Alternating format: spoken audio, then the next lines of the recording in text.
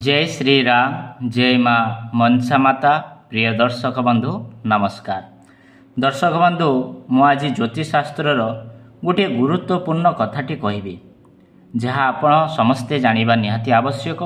जो माने नुआ करी ज्योतिषशास्त्र शिखुचंती किंबा आपण चाहुचंती कि निजर जन्मकुंडली देखी निजे जानिबा पई कि कौन भविष्य रे कौन घटना घटिबो से सब डिटेल जानिबा पई तेबे ये जिनसटी आप निहाती जानिबा आवश्यक कि D9 यानी नवांश कुंडली।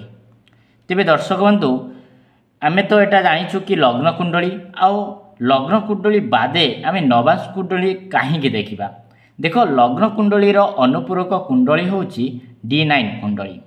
एटा होची उड़िया एवं बंगाला कुंडली जेउथिरे राशि होची फिक्स अछि, केवल लग्न फिक्स ना थाए आउ हाउस मध्य फिक्स न थाए, केवल राशि एथिरे फिक्स थाए।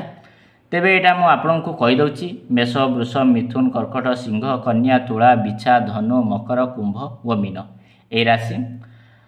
तेबे दर्शक बंधु D9 कुंडली जदि आपण कोनोसी प्रेडिक्शन दउचंती, सपोज मु आपनकु कहूची कि एई जन्म कुंडली रे कौन होची ना एडी मेष रे शनि नीच होती, एटारे शनि अछंती आपनको जन्म कुंडली रे आ नीच अछंती।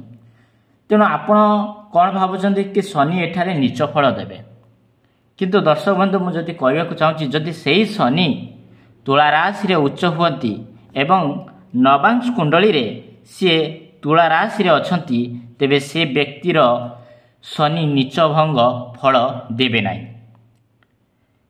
तेबे दर्शक बंधु सर्वदा मन रखंतु D9 कुंडली रो नवांश कुंडली होची तार अनुपूरक कुंडली।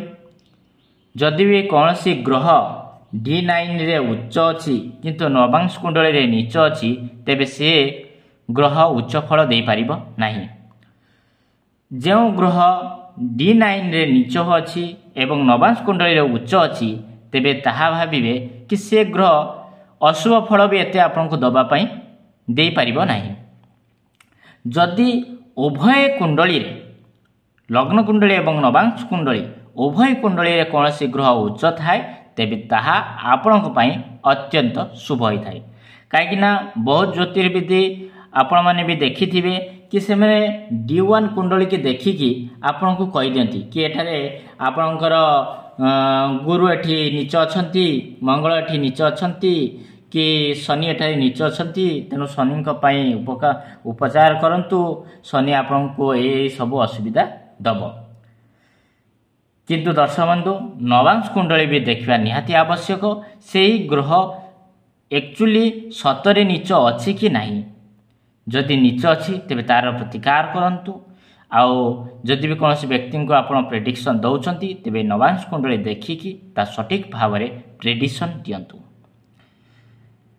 जदि वीडियोटी भल लगी थाए तेबे चैनल को लाइक और सब्सक्राइब व कमेंट मध्य करिवे। ज्योतिर्विदी हस्तरेखा रिलेटिव मो वीडियो आपण निकट को बहुत किसी आनिबी। जदि भी आपणकर कौन समस्या थाए तेबे मते कमेंट रे मेसेज करंतु। जय श्री राम।